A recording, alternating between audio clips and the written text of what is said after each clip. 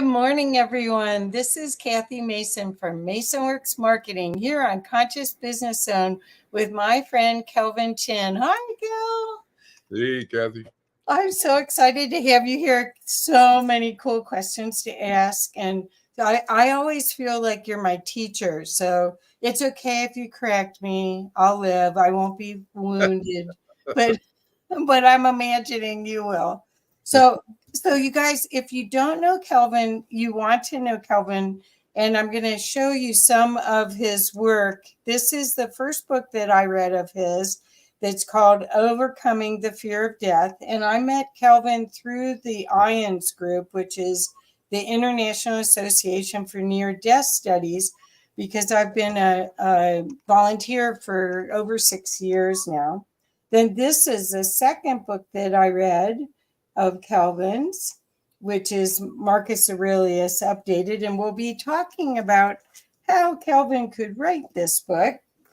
And then this is the next book that his daughter did the cover for, After the Afterlife, which Kelvin said was the hardest book to write because he went through his life. So everyone, so you understand, Kelvin is a remarkable man. He worked with Maharishi when Maharishi came to the U.S., and Kelvin learned TM before he was 20 years old, and then was assigned abroad responsibilities in that organization. So, Kel, why don't we start with, if the people that don't know you, if you wouldn't mind giving them a little insight into your journey of awakening to what's in all these books, and then we'll go from there. Okay? Sure. So, I was born in Boston, Massachusetts, grew up in suburb there, had a very usual, I guess, childhood, not unusual. Although my aunts told me when I was a teenager that I used to talk to angels when I was 2 or 3 years old at my grandparents' house in the living room. When I was at that point, I was the first and only grandchild out of eventually 19 on my mom's side, but 19 grandchildren. But I don't remember that. So I only know because several of my aunts told me that I used to talk to my invisible angel friends and tell them about it. But so when I was a teenager, I was very stressed out. As Kathy said, I learned to meditate when I was 19 years old, and I was up in New Hampshire going to college at Dartmouth, and was very, very stressed out. And that's why I learned to meditate. I didn't learn to get into the spiritual stuff that we're going to talk about today. Wasn't how I rolled. I mean, I was into science. I was pre-med at the time, et cetera, et cetera. And I studied personally with Maharishi Mahesh Yogi a couple of years later, a few years later, and again, I became a international leader in his organization, traveled around the world, taught meditation, taught the first meditation courses in the history of the U.S. Army, in Korea on all the Army bases, and then all the U.S. Air Force bases. Was on the DMZ, the Demilitarized Zone, teaching meditation many times to soldiers there. This was in the 1970s. I also taught the first meditation courses in the history of West Point Military Academy in New York in 1974, January to May 1974, before I went to Asia to teach meditation. About the mid-late 1970s, actually in 1977, my past life memory started opening up. I didn't even believe in reincarnation. It wasn't part of my belief system. I used to kind of, I guess, politely but snidely be a jerk and kind of snicker at people who talked about reincarnation in different groups that I would, walk by and so forth at some of these meditation retreats. But I started having my own experiences. And then in the mid 1980s, I started opening up to the other side. 1986, got communications from the other side. And again, I didn't really I didn't believe in heaven when I was a kid growing up, although I went to church because my mom and dad made us kids go to church. Um, but I didn't really believe the stories at church. I just thought there were stories until I started having my own experiences. So, and then here we are today. I've been helping people. I've been teaching meditation for over 50 years now, thousands of people, 68 countries now. And I help people with specifically with death and dying issues. If they have fears about death and dying, or if they just want to understand more about the afterlife and what happens and how we can come back if we want to into another lifetime here on Earth. Do you want to share about your near-death experience? Sure. So my near-death experience that I had, it was 1972 summer. And I know definitely exactly when it was because I was going to intensive language summer school at UCSD in San Diego, California. And those of you who don't know, UCSD is right on the ocean. It's a beautiful campus. And you literally walk across campus down the driveway, or actually it's like an emergency road, to get down to the beach from the main road up top on the plateau. And so you walk down this driveway and you're at the beach. So I went there with somebody I met at registration, and there was nobody at the beach that day. It was a beautiful June day in 1972 afternoon, clear blue sky, I remember, and nobody on the beach. There's never any lifeguards there. It's called Torrey Pines State Park, if people know anything about the local environment there in parks and so forth. Torrey Pines State Park, there's a famous PGA golf course right up on the plateau that overlooks the ocean, 300 feet above the ocean. You got these cliffs that come down from the Torrey Pines golf course in the Torrey Pines State Park. So now we're down on the beach, two of us alone, and both of us having come from the East Coast, never having been in the Pacific Ocean before, and walked into the ocean up to like my maybe waist deep or something like that. It was a hot summer day. So the first thing you're going to do is what? You're going to dunk underwater. So she's standing about, 15, 20 feet away from me. And I wade into the water and I dunk and I start getting pulled out. And I got pulled out into the ocean. And a friend of mine who used to be, he just recently retired as a, one of these sea captains of these huge freighters, 200, 500, 600 foot long, huge ships on the ocean. So I asked him, I said, these 300-foot cliffs were about 3-4 inches high. How far out was I? And he said, oh, you were about almost 2 miles out. So within a matter of seconds, I was almost 2 miles out, pulled out by a rip current. So those of you who don't know what a rip current is, it's basically a river in the ocean. And they're all over the world, all the oceans. But I'd never been in one before. I didn't know what it was. And when you're in a river in the ocean, you don't feel movement unless you see something that's stationary, like the cliffs at the beach, getting smaller, because it's like you're in a moving car. When you're in a moving car, your cup of coffee or your bag of cashews next to you is moving the same speed you are. So in the moving car, so it's not moving relative to you. But if you look outside, everything's moving really fast, right? Same thing. So I get pulled out almost 2 miles, and I get exhausted trying to swim back in because I dumbly started swimming right back into the current. So don't do that. Swim at an angle to the beach, because maybe that'll get you out of the current. And my body starts going down. So just like in the movie, I get exhausted. I'm seeing the surface of the water go farther and farther away from me as my body is sinking. I'm holding my breath. And I popped out of my body.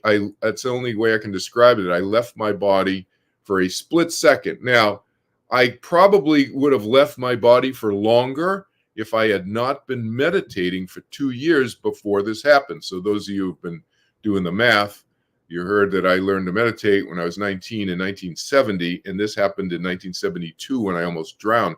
So I'd already been meditating for 2 years. Therefore, I was familiar with the experience of my mind and my body not being the same as, they're not identified with each other. They exist separate from each other. So I'd had those experiences off and on over the couple of years during my meditation.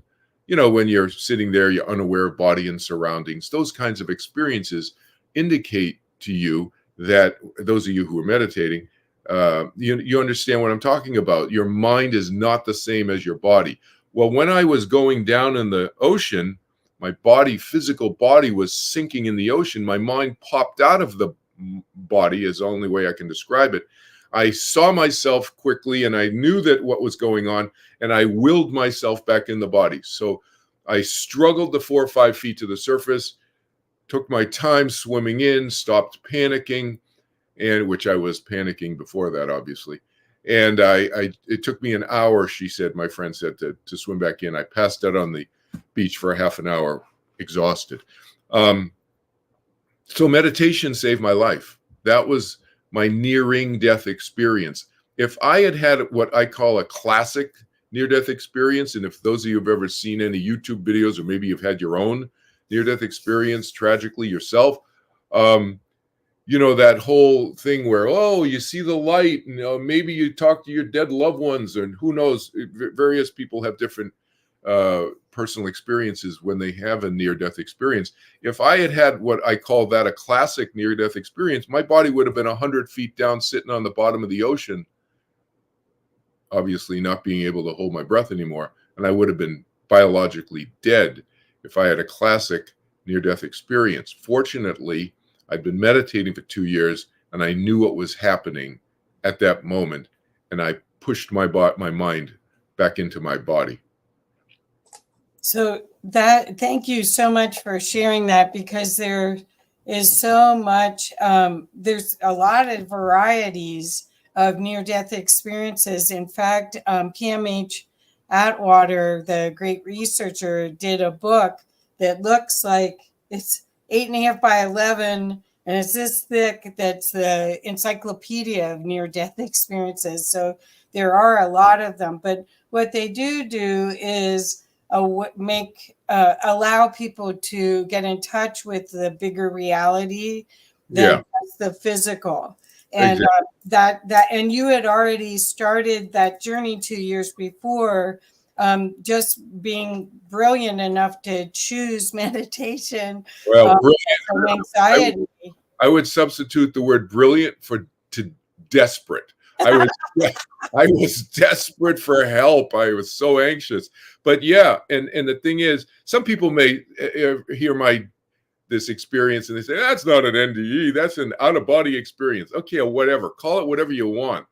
I didn't even know what an NDE was until about 6 years ago, when I was invited to speak at the conference that Kathy and I met each other at, the IONS conference. So these are just experiences. So labels are irrelevant. Right. It's the what you do with the experience that's important. Perfect. And that's a great segue to talk. Okay, so here's the first book again. And Kelvin has a nonprofit where he helps people. You will be able to, if you go to kelvinchin.org, you'll be able to see all of his books and get links to them, and see all of the ways that he's been helping people for as a gift, really, to either do meditation where they can get to their own space of controlling their mind, and truly, to create reality, you have to have superior focus to really create the reality you want. So this is a part of that journey to then. And you've taken the class, so yes, you know. I've taken that class. I've taken the death class. Afterlife. Thank you. Afterlife class. I knew you were going to correct me. Thank you. Um,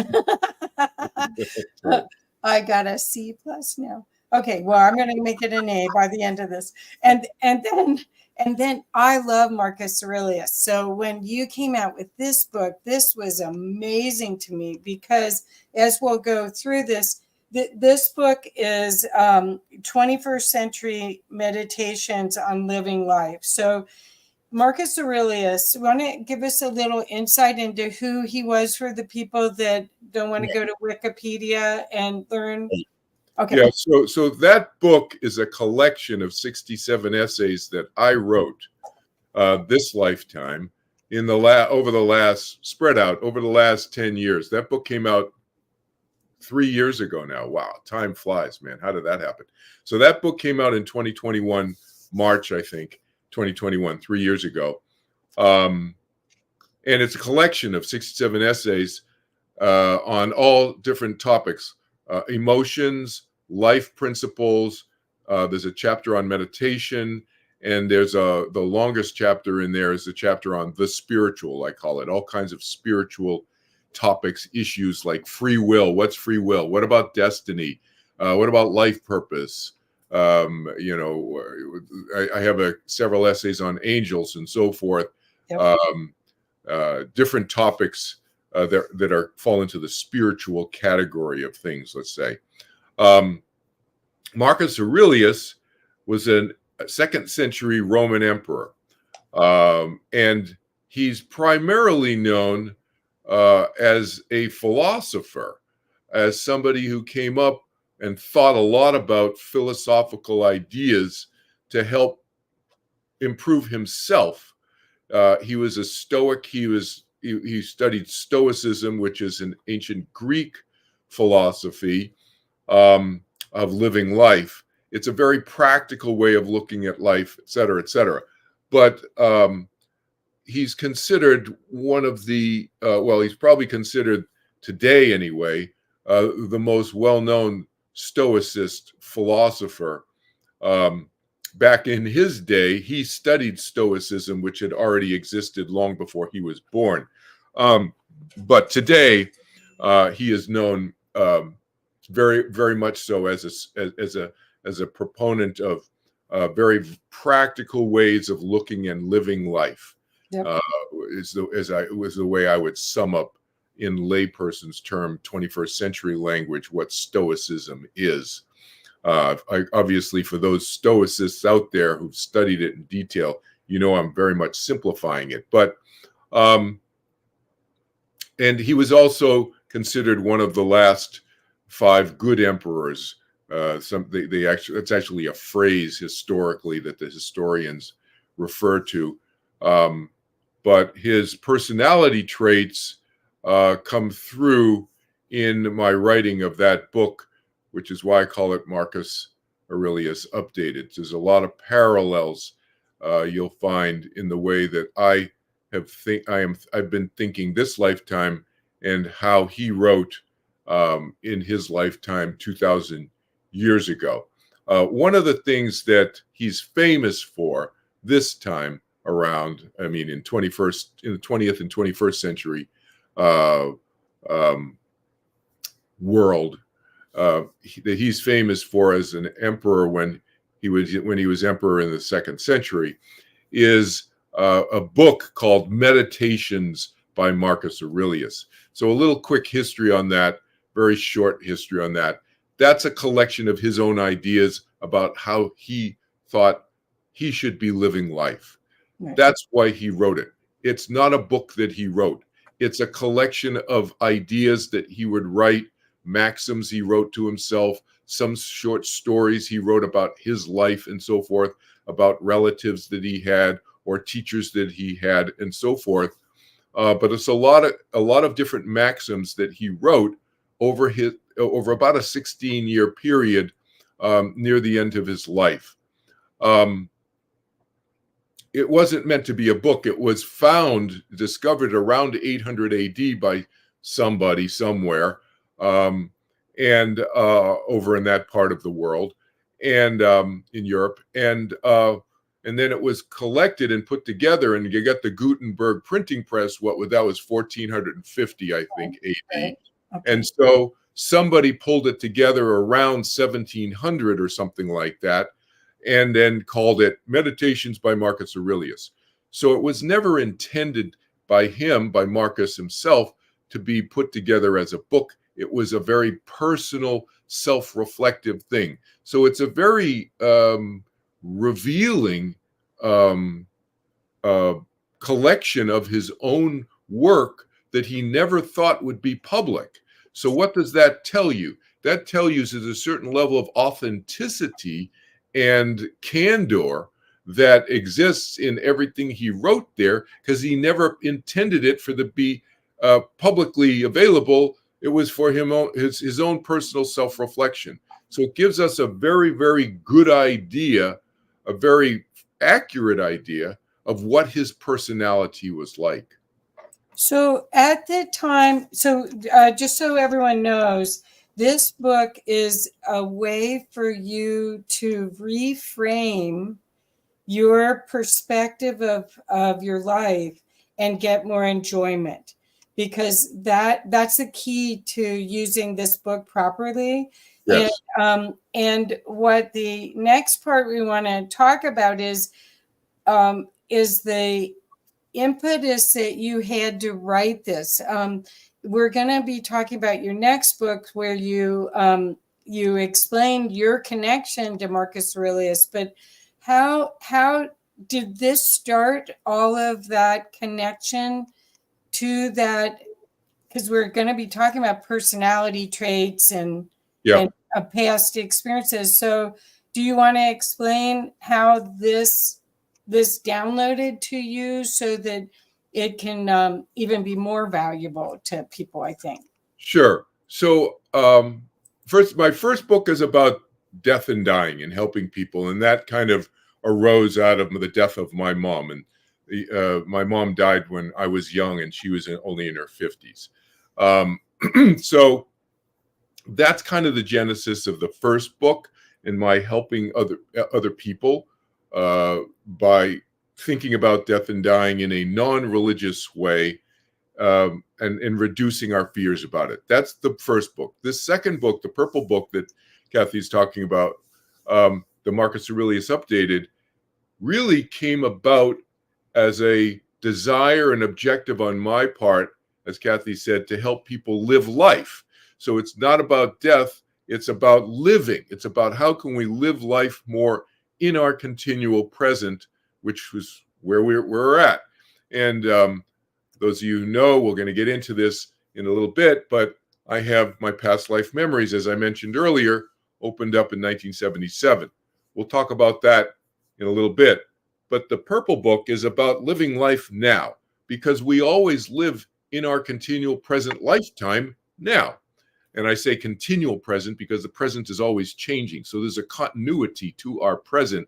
The beginning of this podcast is long ago. There have been many, many presents between that beginning when we started 20 minutes ago and now. So it's a continual present that's always changing. That's why I use that phrase, in case anybody's wondering. But the ideas in this purple book have been gestating in me for many, many decades. You could say many hundreds of years. You could arguably say many thousands of years. And they've grown and evolved and developed over that period of time. And that's what I've noticed within myself. And even just this lifetime, as Kelvin Chin, as I've been thinking about these things over my many decades that I've been here on planet Earth, this lifetime in the 20th century and the 21st century, I've noticed my ideas shifting, changing, developing, able to see more nuances, to think more deeply and profoundly and in a slightly different way, from a different perspective. And that's what that purple book really is a collection of, is all the different angles and ways I've looked at happiness, the different angles and ways I've looked at the concept of forgiveness, and the different angles and ways I've looked at the concept of cruelty and bullying, and abusing people, and the different ways I've looked at that can cause us suffering, where we can change the way we look at that in order to reduce our suffering. Because for me personally, that's the way I look at my life anyway, is how can I reduce my suffering over these thousands of years that I've had experiences and memories that have surfaced in me this lifetime, going back that far. How can I reduce my suffering to increase my happiness, my contentment, my inner peace in this lifetime now, in what I call my continual present? That's the purpose of that purple book. Well, if you can see, most of these books, I've got little bookmarks everywhere on them because I just love them. One of the ones that I have a bookmark on is spiritual insecurity. Mm. And that's that. I mean, the truth that's in this book that'll help ground you into a different perspective and a non-victim model of your reality is powerful, and it's an easy read. It's you'll read it more than once for sure. And for people that have followed Marcus Aurelius quotes before, they'll really like it because it's succinct. It's not Right.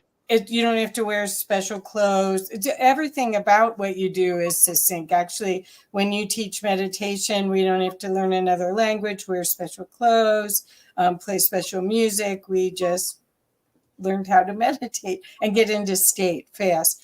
But this book, I highly recommend it if you have not had spiritually transformative experiences and you're going through this changing time where you're really looking for, how do I stay in integrity?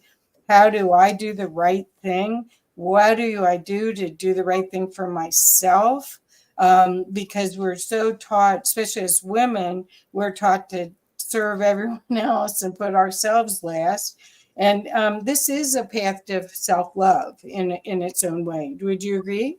Absolutely. I would say path to self-love, you could say, if you want to use that language, that's what the book is completely about, every essay. Right. Because if we are not taking care of ourselves, we cannot take care of other people adequately. Yeah, we can kind of sort of take care of other people even if we're exhausted. But if we are rested and more wide awake, wouldn't we do a better job? And so that's just, just to put it very simply. But yeah, self-love, self-care, taking care of oneself, to me, and knowing more about who we are, each individually. I don't mean just theoretically. I mean, what's about Kelvin Chin that makes Kelvin Chin tick? Why does Kelvin Chin like certain things more than he likes other things?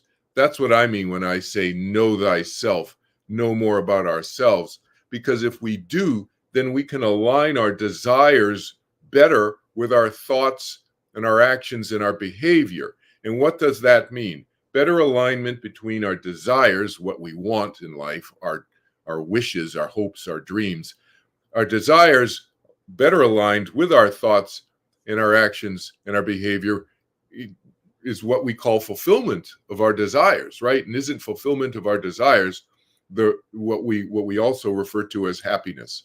That's the route. That's the path to happiness, right? I would like to add to that I think, as far as being a conscious business owner, a servant leader, this is one of the only ways you can stay present. When you are aligned with who you are, out of conflict, you are totally comfortable in this present moment and working and sharing your essence, your genius from that space.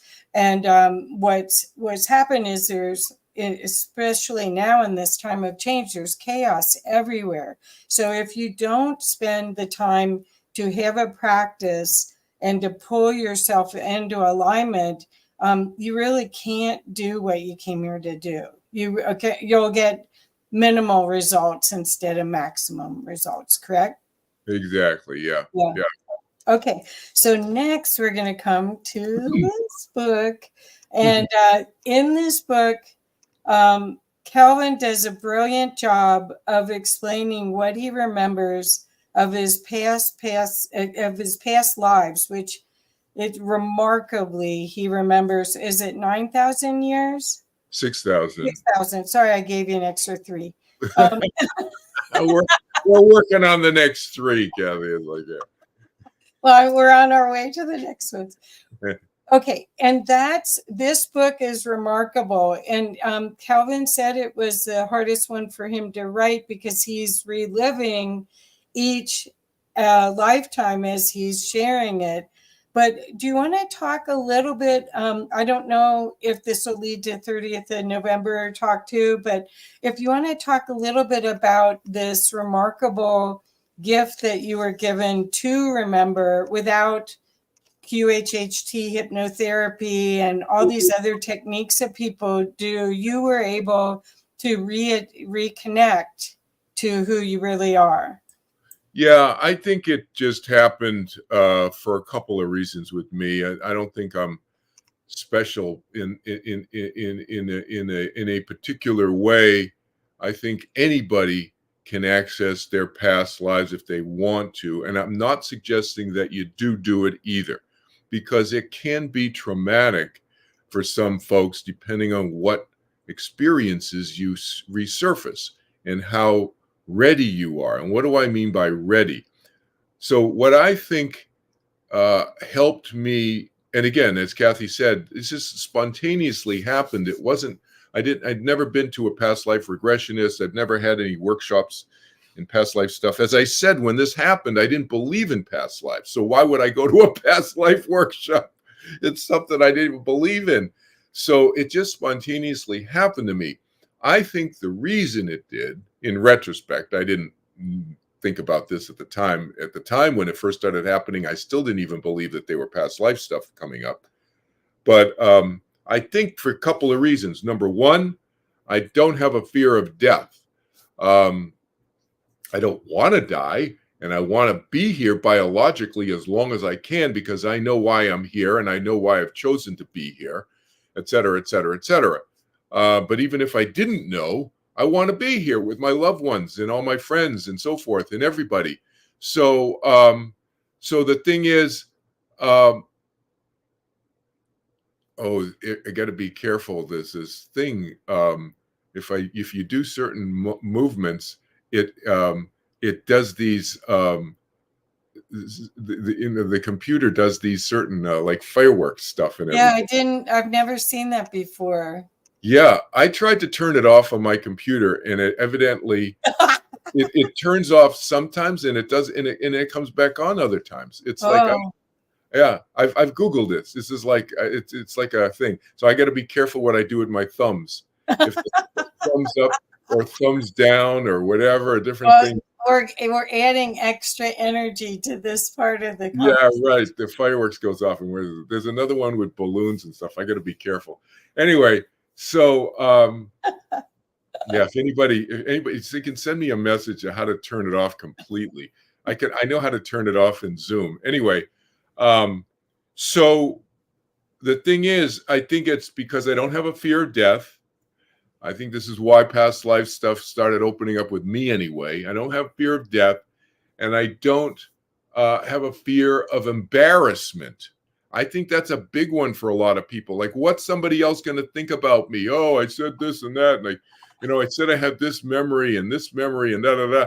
And people are worried about the people thinking they're crazy or whatever. I'm like, yeah, whatever. Well, probably lots of people think I'm crazy. Past lives, it's a bunch of baloney. That's what I used to think about people like me before 1977. But so whatever. It's like people are going to think whatever they're going to think. It doesn't bother me. I think embarrassment is a big, big thing for a lot of people. What other people are going to think about them. And the other thing is, I remember a lot of things, Kathy, not just the good stuff. I remember some of the bad stuff I've done too. And so that also can scare people and shut them down because they're maybe embarrassed is an appropriate word, but you could even think of some other word that they may just be ashamed of what they did in the past, whatever, and that will shut their memories down too. So I don't look at myself as a perfect being, and I don't think any of us are. And I think that actually opens me up more. Yeah. Yeah. Yeah. Well, what I want to share is the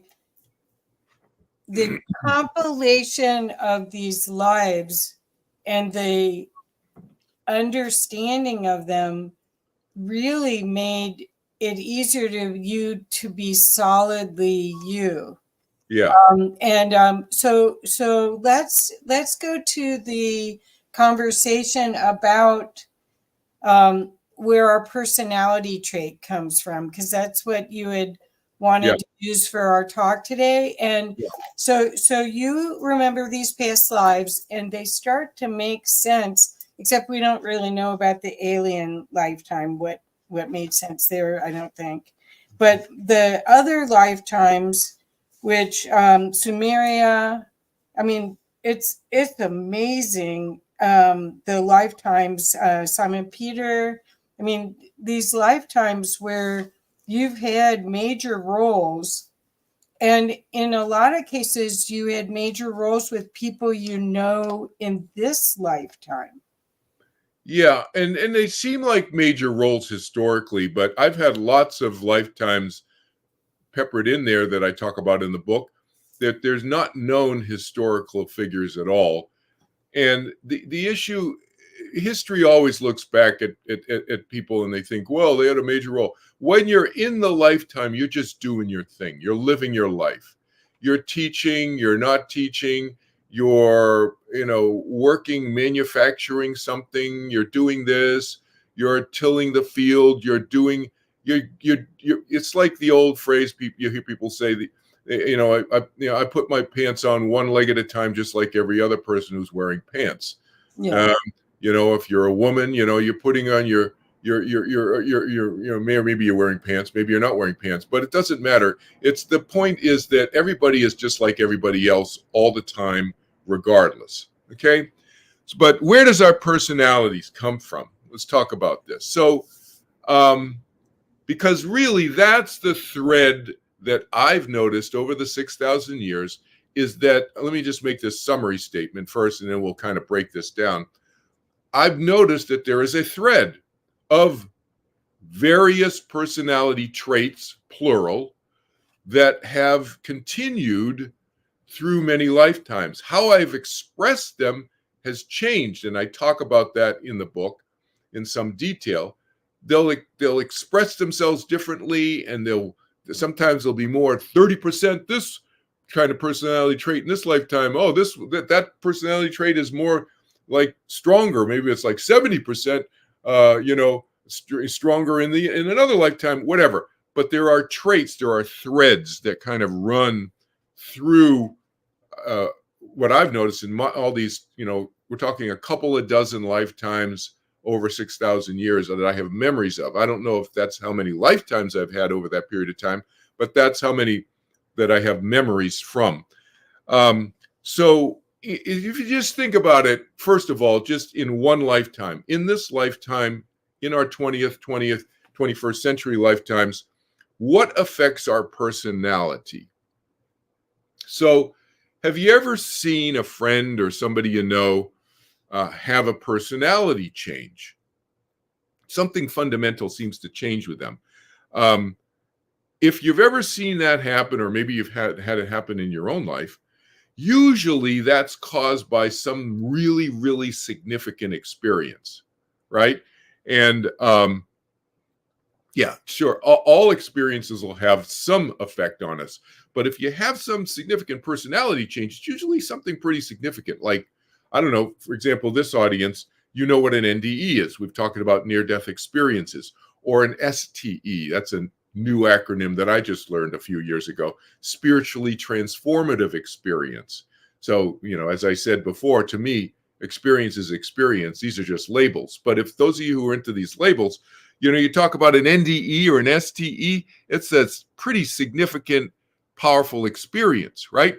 So you often hear people who have those types of experiences, we'll just call them a significant experience, having a change in their personality afterwards. Like, for example, they have an NDE or an STE and their fear of death goes away.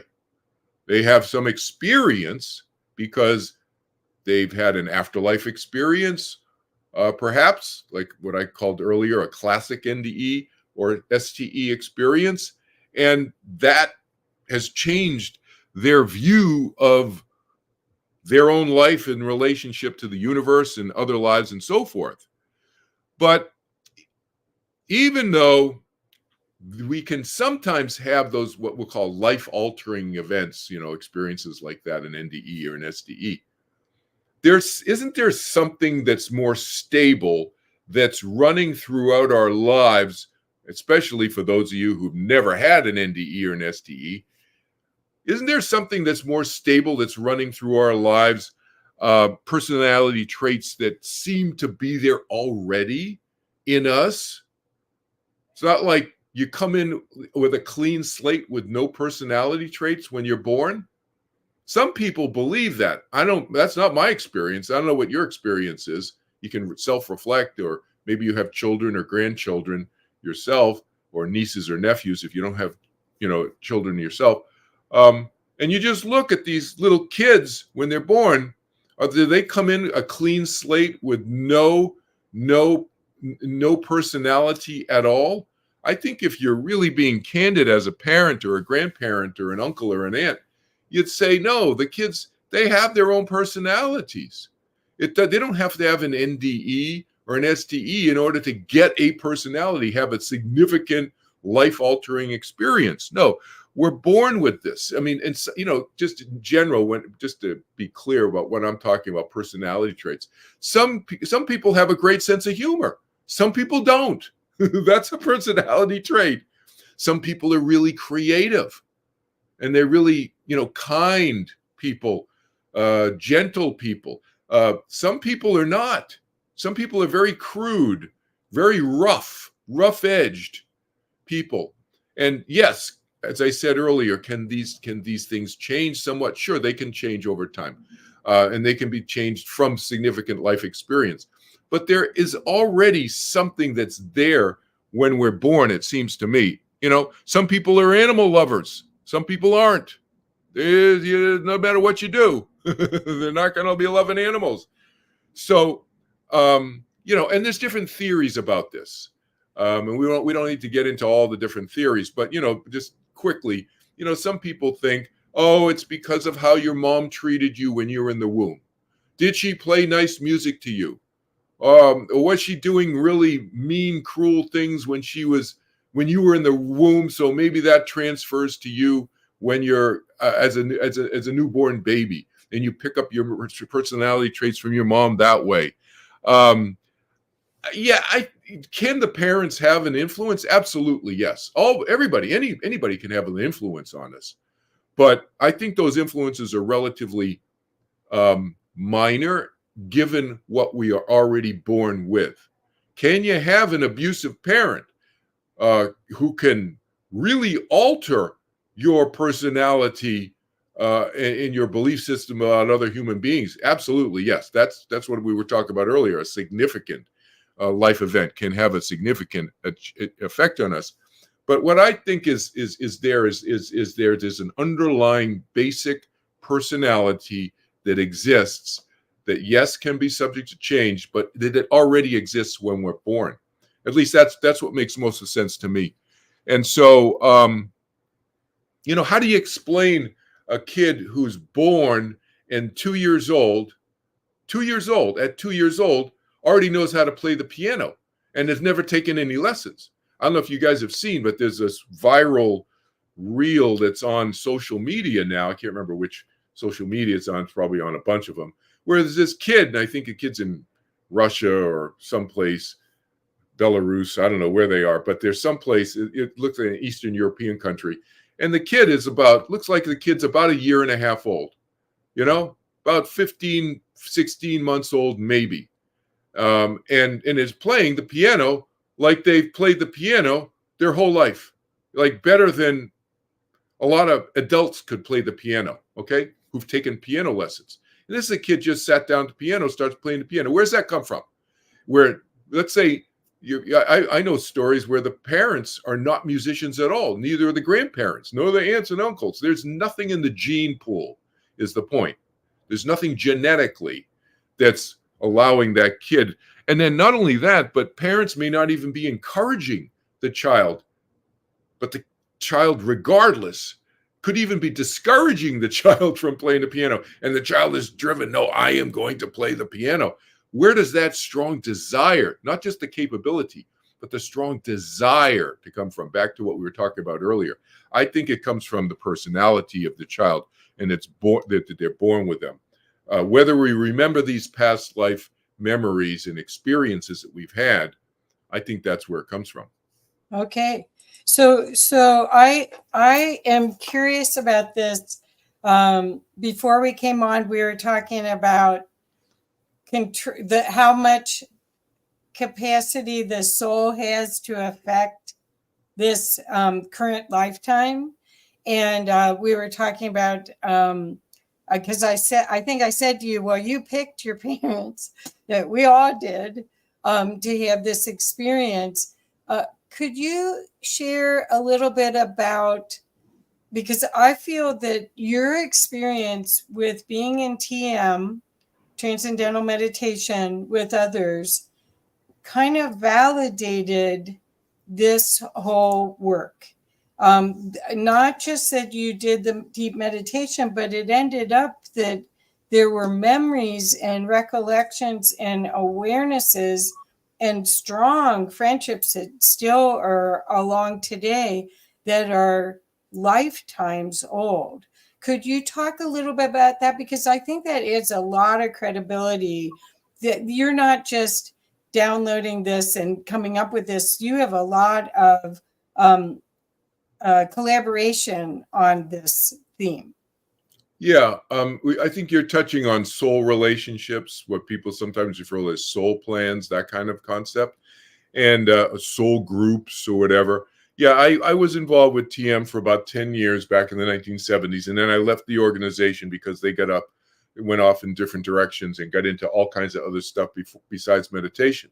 But you're right, there's a lot of people I met in that seminal period in my life when I was in my 20s who I'm still really good friends with and close friends with. They're on my nonprofit boards and various, we have a lot of interactions still together today. Why? I think because we've been together in other lifetimes.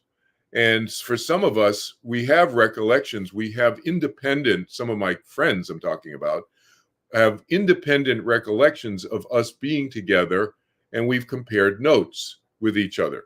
So that's kind of like an outside, kind of third party-ish look at things. One of my more recent friends, William Baldridge, I talk about him in this book. He wrote a letter that's in this book, describing something that he heard about in 1973. So he and I became friends in 2020, and met through Facebook because we both used to teach meditation together in the 70s, but we didn't know each other. He was on the West Coast, I was on the East Coast. He tells a story that's in my book that he told me, 4 years ago, that he had heard in 1973 about a TM teacher back then, and I was a TM teacher in 1973 when this story that he recounted to me happened, where one of the leaders in that organization, who I'd never met before, and still had never met, and he's since passed away, but he was very psychic, evidently, this guy named Charlie Lutz, who was a leader in the spiritual part of that organization, which I was not part of. I was in the science and education part, science, sports, and education part of the organization. So but he was talking about some TM teacher who had had certain past lives that I later started recovering my own memories of 4 years later in 1977 and 1978. And then in 2014 or 2015, I completed one of those memories that this guy, Charlie Lutz, evidently had, Widge had heard about in a lecture that Charlie Lutz had been giving in Los Angeles, California back in 1973. So those are kind of examples of soul groups, soul connections. I later found out that Charlie Lutz and I had a past life together 2,000 years ago. Again, I never even met this guy, still haven't met this guy, Charlie Lutz, but I heard about these things through Widge and some of William Baldridge, his nickname is Widge, through William Baldridge and some of his friends who had heard this lecture or heard about these lectures that Charlie Lutz was given in 1973. So that's like a soul group, soul plan, soul relationship overlaps over many thousands of years that kind of overlap with this lifetime that I talk about in my book. That's one example of a number of them. Yeah. So the other example I was referring to was George. Oh. And that way you could also talk about the 30th of November if you want. Yeah. So George and I, so there's this guy named George Hammond. He's chairman of the humanities section at the Commonwealth Club in San Francisco, California. If you want to Wikipedia the Commonwealth Club, Commonwealth Club's been around since 1903. I believe the inaugural address when the Commonwealth Club opened in San Francisco in 1903 was given by the President of the United States, then Teddy Roosevelt? The Rough Riders, of Rough Riders fame. Anyway, or was that the Spanish-American War, I think, or something? Anyway, Mexican-American War, whatever. Anyway, he was president of the United States in 1903 and gave that inaugural speech. George is the chairman of the humanities section. And George and I met. He's a mergers and acquisitions. Excuse me. Dry throat. Hold on. George and I met at Dartmouth College, and he was a mergers and acquisitions lawyer for many decades. Well, I'm going to help you out. You drink some more water. Yeah.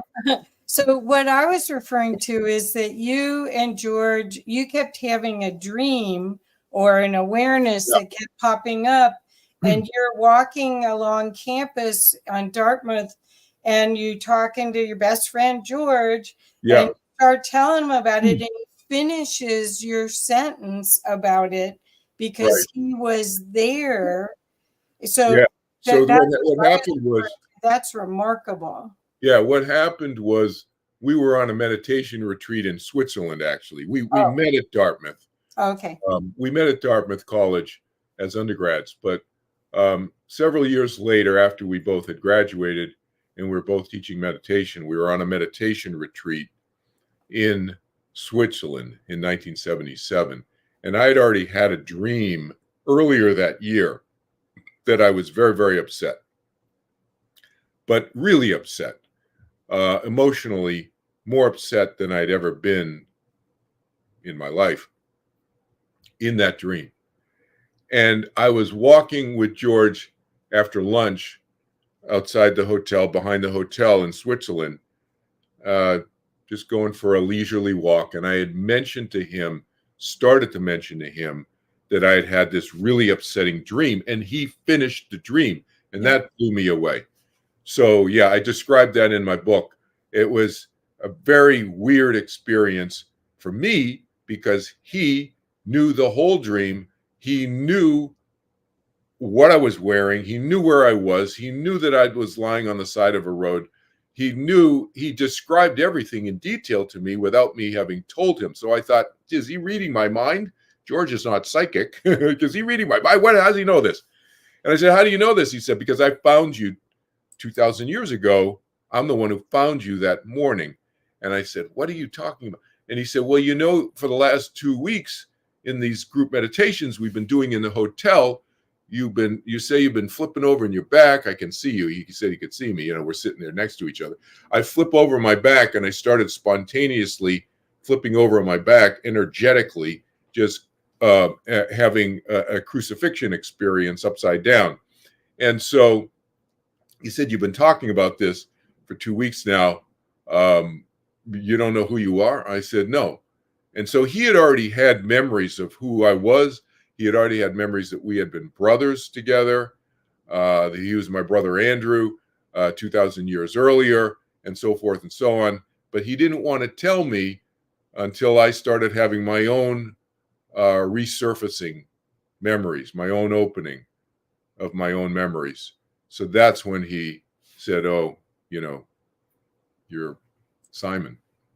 That's so cool. I think that really would help me. There's something about being validated that you're not crazy, that someone that someone else saw what you saw or felt what you felt, and could help you process it, because so much of this is out of our normal, certainly our programmed reality from going to school. And I mean, you have a law degree, even the postgraduate schooling and the meditation work that you've done internationally. I mean, so much of this is is a shared reality. But when you go to where there's a group of other people that remember what you remember and can help you process it, that's big. I mean, that is really, I wish more people had that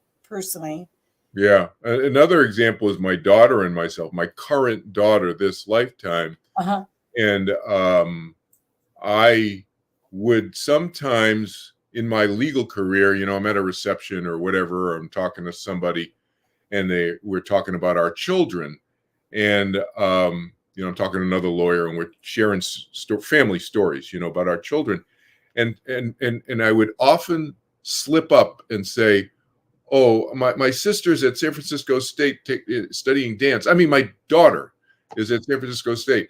So I would call her my sister often. And then that went on for years, like 5, 6, 7 years. Every once in a while, I'd catch myself. And one time I called her right after I had a phone conversation with one of these lawyers. And I had just slipped up.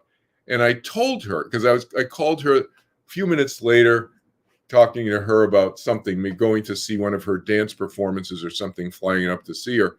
And I said, honey, I had this phone conversation. I've never told you this before, but I slip up sometimes and I call you my sister. And she goes, Daddy, I do that all the time with you. I've been doing that since high school for years. I call you my brother. So Wow. then we independently started connecting the dots and so forth. Long story short, I connected the dots and realized she had been my sister about 250 years ago in Prussia. Wow, that's cool. That's so cool. So for people that are trying to understand all of this, I highly recommend that if you're wondering about near-death experience and you want to overcome the fear of death, or as so many of us are experiencing friends passing now or family members passing, this book may be a huge help for you. The next book, the Marcus Aurelius Updated, it's one of my favorites. You can see I got all sorts of bookmarks in it. And it certainly will give you perspectives and paradigms of reframing your life. And then this book, you're going to start to, I wanted to read what someone said on the back. It says, this book is a brilliant recollection of lives lived in the past. It will make you think and possibly even trigger those memories that are stored within your subconscious. That is what it did for me. So I mean, this is a gift that'll help you in so many ways, and maybe help make sense of all the things that have happened in your life in a different way also, because we stood in lines to get these bodies to be here right now during this huge time of change and bring all of those talents and skills and perspectives from those other lifetimes to work right now and share. Yeah, and I want to say something about the last point you just made in terms of, and weave it into the personality traits, because if the more my experience is, and I made a list. I did this last night, Kathy. I'd never done this before. I went through all the personality traits that I talk about, and I listed them all. And I put the page numbers of all the personality traits that I talk about myself, that I've uncovered that I talk about in that third book. And what has that done for me on a practical level? It gets, if you haven't figured out yet, one of my personality traits is to be really practical and pragmatic about how I think about stuff. That's not everybody is that way. I'm not saying everybody should be that way, but that's one of my really core fundamental personality traits. So when I look at our personality traits, my personality traits, it has helped me live my life more effectively this lifetime, in each of my lifetimes, the more I've become aware of what my personality traits have been. So to me, that's a value of understanding better who we are and how it can affect us now, as you said earlier, Kathy, is so important in our present, in the present moment. That's where we're living life. And so whether you believe in past lives or not, or whether you've had any past life memories or not, doesn't matter. My suggestion is look at what the personality traits are that you know about yourself now, and see if they align and make sense and strengthen that desire, thoughts, actions, behavior alignment, or if they don't. And if they don't, maybe there are personality traits you want to work on changing and shifting a little bit, because they're not written in stone, as I said earlier.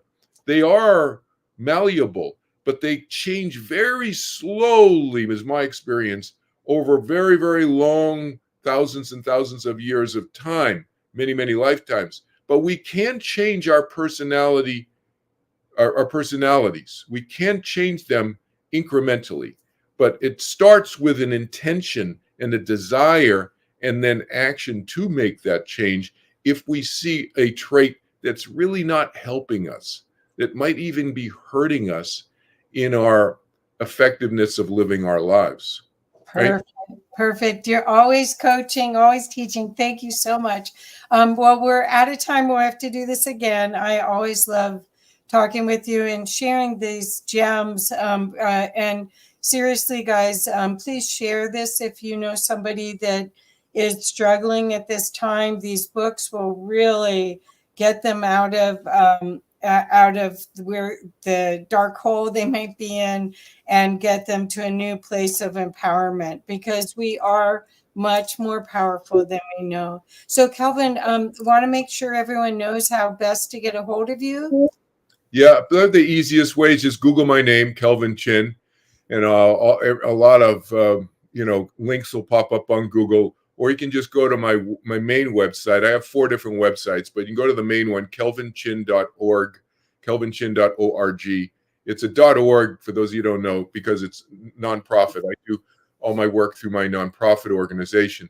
And by the way, along those lines, people can contact me for a free consultation from anywhere in the world. Oh, wow. About anything that I do, meditation, afterlife, fears about death and dying, whatever it is, anxiety issues and so forth.